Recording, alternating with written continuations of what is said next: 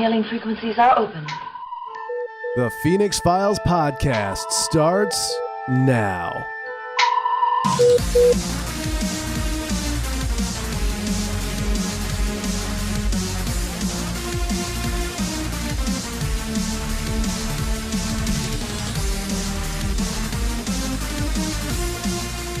Hello, everyone, and welcome into another episode of the Phoenix Files podcast. Crew of Starbase Phoenix here. I'm Trent.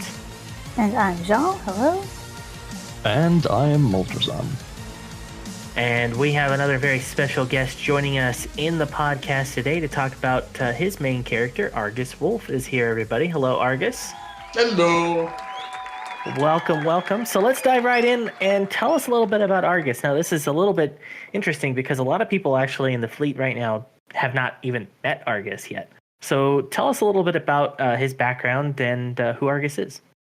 Okay, well, Argus Argus started off as kind of a nothing character when I started STO years ago, and then I stumbled on the 5th and turned him into an RP character. Since then, he's kind of grown into a very tactical security and kind of a detective role. But I always like to envision him as having all these little connections from what he did prior to Starfleet, which was he was part of what I called I'm stumbling over my own terms here. Recovery teams. Basically, they were just teams of people who would go out and do like bounty hunting or valuable item recovery, things like that. They're not strictly speaking canon, but I liked it for a background, so I just went with it and then transferred that over to a role as a security type or a tactical type in the fleet. I'm just going to toss into that. He had a interesting personal relationship related to that, didn't he? He had a couple of them, as I recall. Let's see. He had a fiance before he ever joined the fleet. She was kidnapped and subsequently killed by the Klingons. He did have a bit of a thing for Jal for a little bit. Hey. Hey, she started it. I was asking about Nerys. Oh, okay. Well, I didn't know which one you were talking about, and then of course, there's Jacenna. So I love the things that come out in these podcasts. The things you learn. My secrets are out. Uh-oh. But yes, that did create some interesting dynamics. So after he joined the 5th, he went through a number of different roles. We had him as our chief tactical officer a while, and I think you had a brief stint as XO. So what would you say his biggest role was in the fleet, and what was that journey like? I think his biggest role in the fleet was underhanded, sneaky person.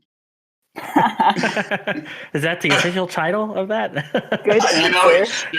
It should be just because, I mean, like I said, I'd envisioned this thing where he had all these contacts and things from his previous life, and I kept dragging them into what was going on with the fleet. So, like, when Trent and Jal were being arrested, he managed to sneak them out and put them in a safe house that he had used in his previous occupation.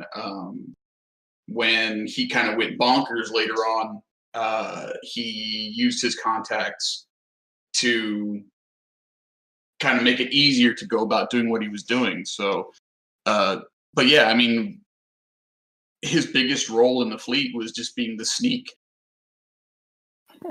That's a good answer, actually. I would agree with that. I think he did pretty well at that job. I appreciate that. I was really trying. We'll give him a medal. Yay! He has a medal named after him. He doesn't need one. This is true. We have a sneaky medal. It's what it should be for, I guess, right? Yeah. Well, there's the IC medal and the OOC medal. The Argus Wolfe medal, the Argus Wolfe Award of Sneakiness. There we is what we'll call it. Admittedly, isn't it actually of plot twists, which is I think it is, yeah, or something, yeah. That's true. You had some crazy plot twists. I was inspired, with Argus. It was so easy to come up with these neat little twists that would just throw everybody for a loop, like making Jal and Trent think he killed himself just so he could go. Oh, I was just going to bring that one up. I think that yeah. the fake suicide was the best one. See, now, Yep. I realize we're going on a bit of a tantrum, but now I'm curious because you didn't finish the sentence. When he faked his suicide so he could, and then you said nothing. Oh. I'm kind of waiting here on go on vacation or... No, it was so he could go kidnap various members of the Starfleet Council and drop them on planets like Nimbus 3 or something similar with no memory of who they were. Now, okay, this is why I brought up that he had a fiancée, because it was related to that, wasn't it? Wasn't this a vengeance thing he went off on? What had happened was, and I'll try to keep this brief, but she was a member of the recovery teams as well, a different team from him, went off and disappeared. He'd had no clue what had happened to her for years.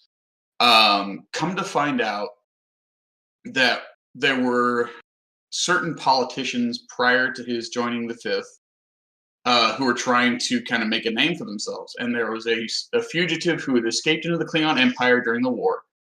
And they found out that if they traded Nerys, they could get their hands on the fugitive. So they did.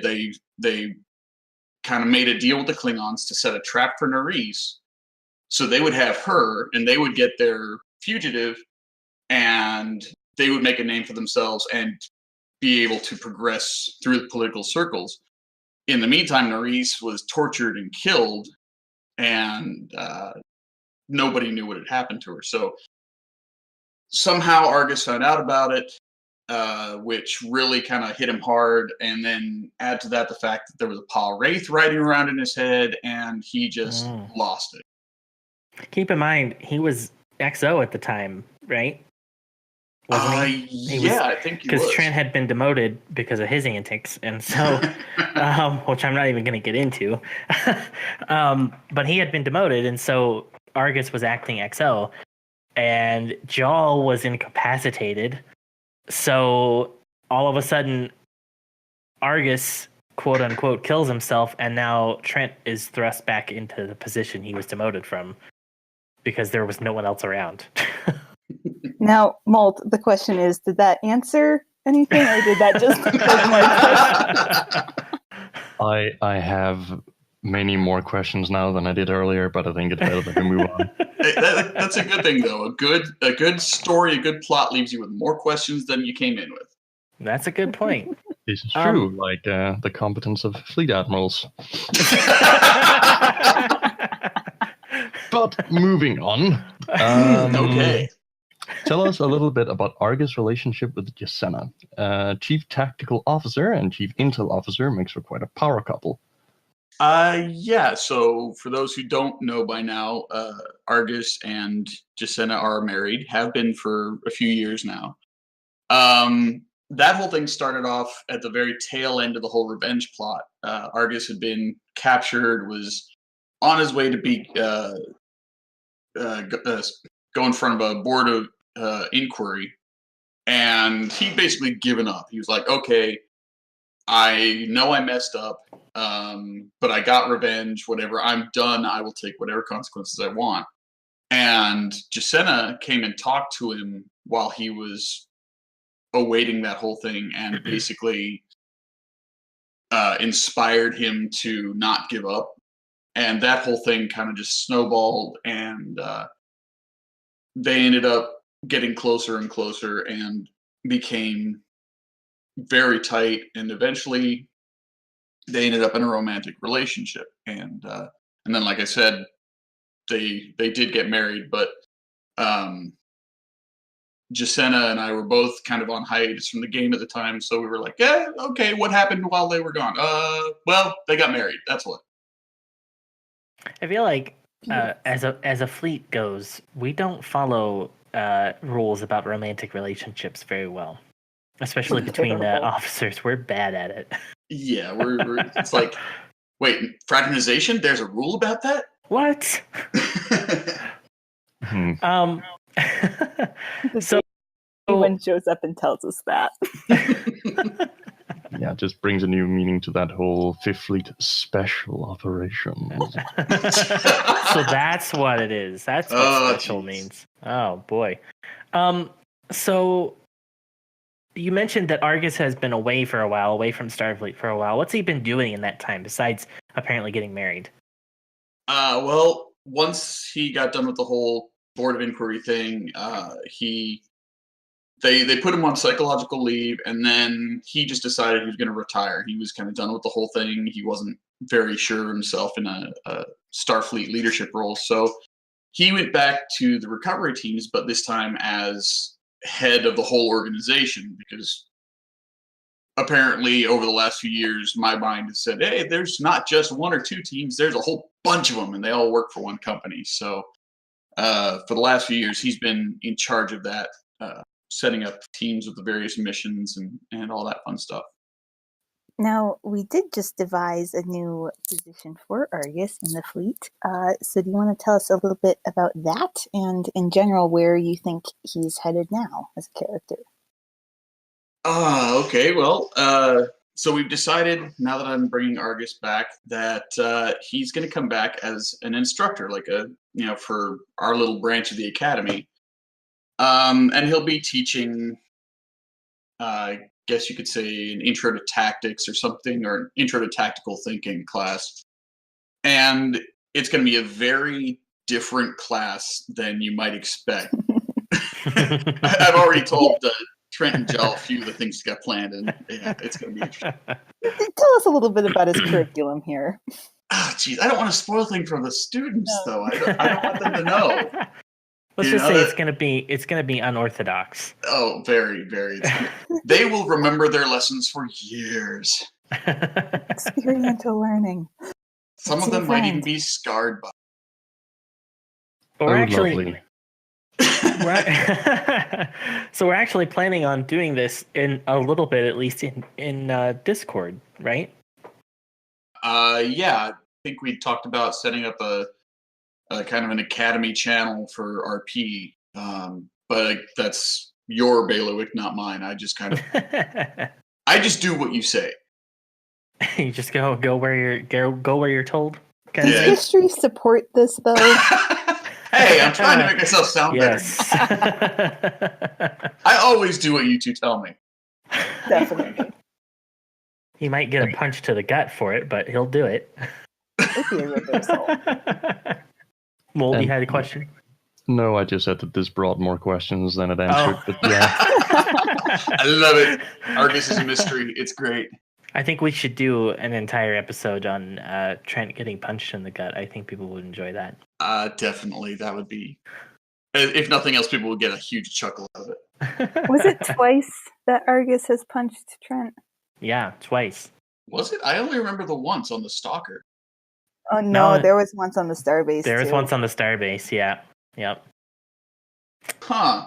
Yeah. So I think a lot of people have heard us make jokes about Trent getting punched. For the record, that is where this comes from. Is because Argus got set up with Trent twice. This makes sense to me. I mean, this is why I like Argus, because Argus has shot in the vicinity of Trent twice, and Argus has punched him twice. Argus doesn't put up with Trent's BS. He really doesn't. It's, it's like, Trent, did you screw up? Yes. Come here. I could see Argus and Arkin getting along well. Trent's going to have to institute some more, some stricter leadership, I think, at this point. The way things are going. You really think Argus is going to listen? Probably not, but hey. I think Trent's just going to need to institute a policy for himself of wearing body armor. Right? All right, well, we're going to take a quick break. The Phoenix Files podcast continues in just a minute. We are heroes in the darkest time when there is no light. Oh, we are heroes. Hello, my masters. I followed you home through the dark and the cavernous basement in which you live. You don't live here? You live in an actual house? You're an actual adult who likes Star Trek? Huh. Well, that's just disappointing right there. But anyways, my precious, Riz needs more processors for our fifth special division's upper plan donation. If you have some shinies that you could give to us, then we would be more than gracious for your donations. Yes, we would bring you a rabbit, a space rabbit. Also, move out of your mom's basement. It's really embarrassing, even for us, and we lived in a cave. Bye!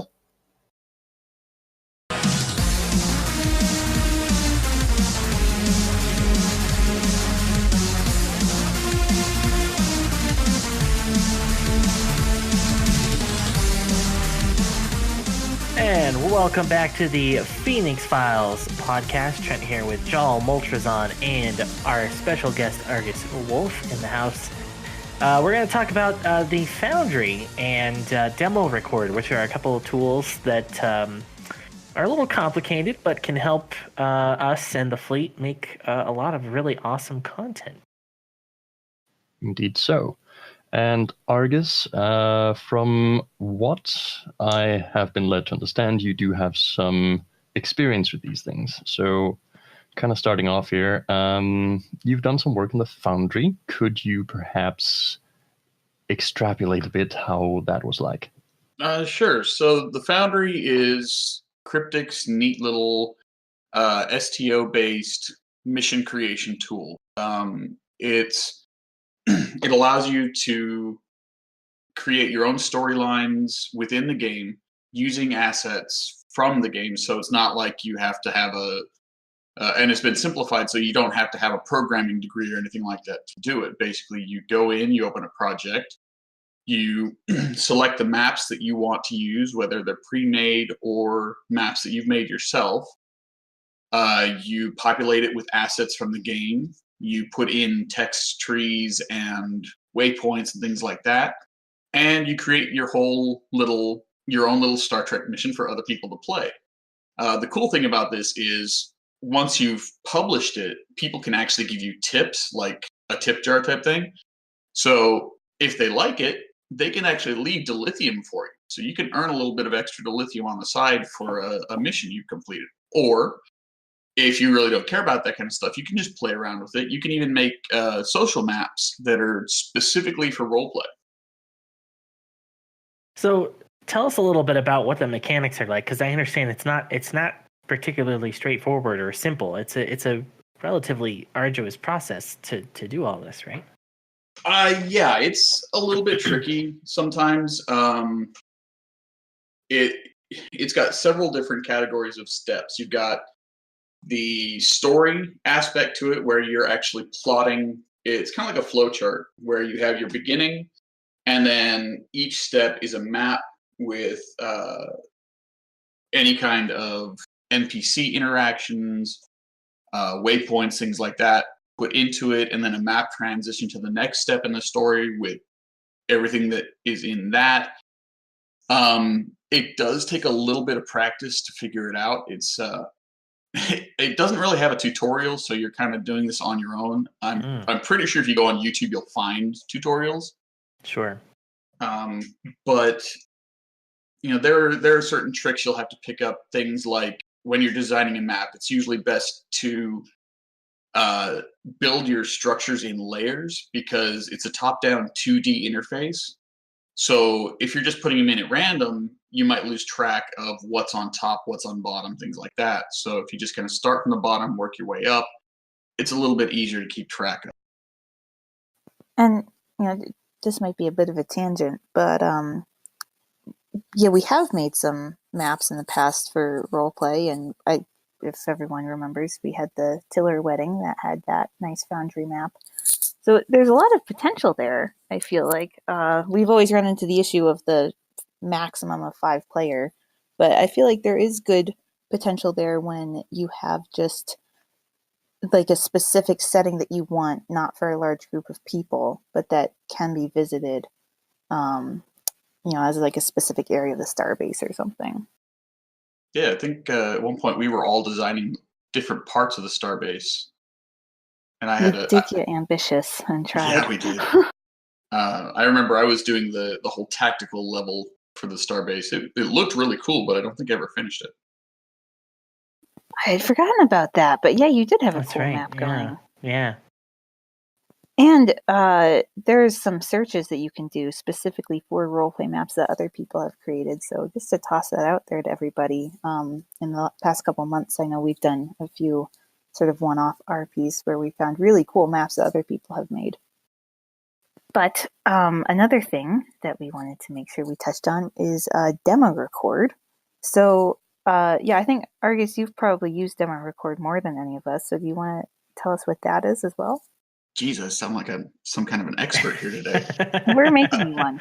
I guess. Demorecord is another really neat feature in STO, which allows you to record everything that's going on in an instance of STO. So you start Demorecord, and you're not just recording what the camera sees from your perspective. It records everything that's going on in a map. So say, just to use my own work as an example, if you run, or I did the mission where the Undine are attacking Earth's space dock, and it didn't just capture what I was doing in that immediate part of space. It captured everything that was happening by the space dock before I ever got there. I also did some footage inside Earth's space dock, and so the little areas you never see as a player, like there's a shuttle bay, and you can kind of see it from the exchange. Well, you can capture everything that happens in there. You can capture everything in the docking area where the ships are floating that you're looking at. Players that are on a complete opposite side of the station from you, they're getting captured. It's just so awesome. And you can use Demorecord to position cameras any way you want, to follow whatever path you want, to look wherever you want. So you can actually change the way that the whole thing plays out, at least what the cameras see. And if I understand it correctly, this is essentially how the devs record all the cutscenes and whatnot, right? Yep. That's cool.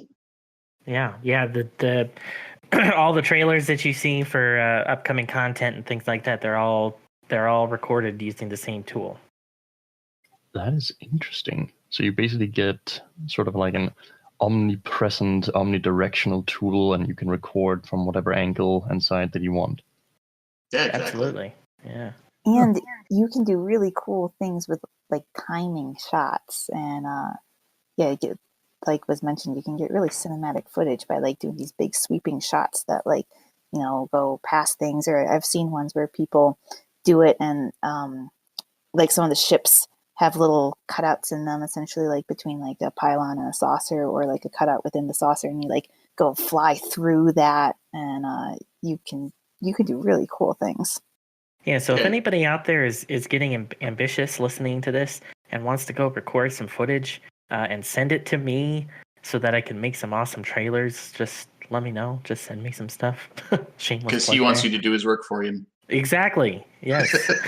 But we would love to make some new trailers for the fleet. We've been talking about this behind the scenes, that we could make some really fun either promotional videos or just fun videos. Plus, I was going to say, plus it's a great way to feature your stuff, your ships, your characters, have them featured in official fleet videos and things. So, or you can just do something fun, like make your own little music video featuring some sort of combat thing. Or if you fancy using voiceover, you can, I don't know, supply voices for your characters that are in the middle of some sort of story. Totally, or absolutely. I came in like a plasma ball. Oh my god.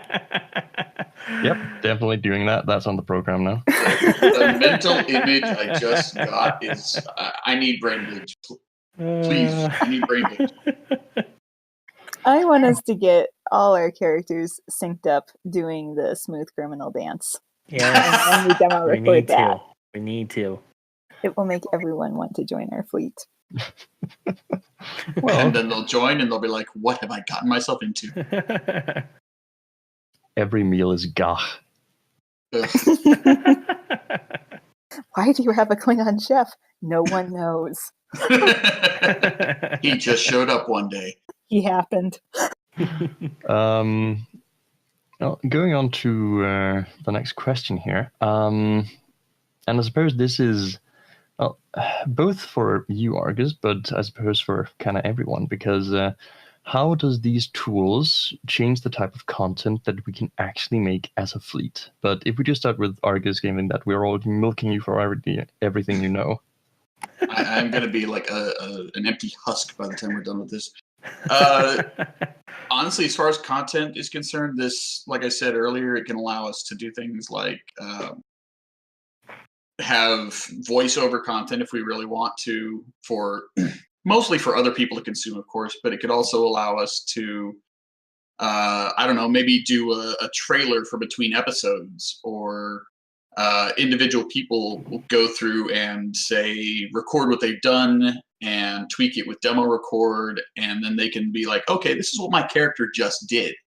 So you can have a mini movie of something your character did instead of just having to write it down and use your mind's eye for it. Sure. Another thing too, and we touched on this a little bit before with the Foundry, is that we can explore parts of the starbase or parts of other holdings or ships or anything we want that we otherwise can't really do because of the limited number of maps that are within the game. So, if you wanted to create custom quarters for your character or have a little office on the starbase, you can do all that and have it essentially the way you want it and the way you imagined it, instead of just having to use whatever maps happen to be available. Yeah, and we've got 550 decks, so get to work, people. Yeah. Jeez. Trent, I'd like to show you my red room.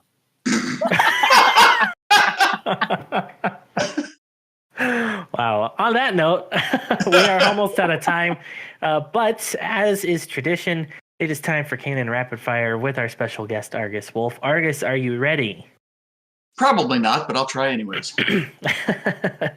All right. So if you haven't been listening, here are the rules. 30 seconds. Everybody has a few topics that we're going to move through. You have to try and get the other people to guess what your topic is just by using single words. You can't, use phrases. Well, you can use some phrases, but you can't make things rhyme. You can't do any of that. You have to just describe an item, try and get them to guess what it is. So, and we're giving everybody 30 seconds for each one. Argus, you are the guest, so you get to start us off. 30 seconds for your first item, and your time starts now. Medical. Injection. Hyperspray. There we Yes. go. Good job. All right, off to a good start. Molt's got a point. You're on the board, Molt. Woohoo! For the first time ever, I guessed something. All right. We're off to a good start. Joel, you're up next. 30 seconds. Your time starts now. Okay, engineering, ship, technobabble, component, Warp core. system, tubes, Jeffrey's tube. Jeffrey tube? Ah. energy, Plasma. acronym. Power EPS transfer conduits? Yes. Close enough. EPS conduits. I think was that split half and half? Did Argus, what did you say? I said EPS conduit. Oh, you Okay. did? Okay, all right. Argus gets the point then. 2 seconds. Sorry, Mole. man. It's okay. All right. Molt, you're up next. Your first item. Your Righty. time starts now. Borg. Queen. Redeemed. The cutest. 7 and 9. There we go. I'm losing my edge here. I'm just better than you are. Oh, ouch. Shots fired. It is Canon rapid fire, right? There we go. All right, Argus, you're up again. 30 This is seconds. gonna be tricky. Time starts now. Round. Planet. Star system. Dyson sphere. Bingo. Wow. Oh. Oh. Jeez. Okay. Joel, your second item. 30 seconds starting now. Doctor, the worst. Data. Oh, come on. That was a great clue. Enterprise. I know this one. Susan. Pulaski. What did you Yes, say? good job. He said Pulaski. Good job. Okay. You got it. Okay, yes. It took me a second because you said doctor and then you said data, and I'm like, wait a minute. Talking about the hologram or? No, the guy who made him. When she goes data, and he's like, that's not my name, it's Data. See, I don't remember that. That was one of the best lines of this whole series. Although you did say the worst doctor, so that kind of. All right, we got time for one more. Molt, your second item. 30 seconds and your time starts now. Starfleet Academy. Unbeatable. Kobayashi Maru. Wow, good job. Ding, ding, ding, ding. I think Argus got that one. Oh. Just by a fraction. Just by barely. Yeah, just barely. Yeah, I'm gonna have to go with guys on this one. Sorry, Jal. Everyone ganged up on you because you did so well the last time. Yeah. Aw, poor Joel. I'll let you have my prize just because. Is it candy? Is it what? Is it candy? It can be. Or it better be. Well, Valentine's Day was a few days ago, so I suppose there's some leftover somewhere. Yeah, exactly. Trent, given that we already heard about the supposed flirtation between Jal and Yeah, I don't like where this is going at all. Yeah, thank you for speaking up there, Molt.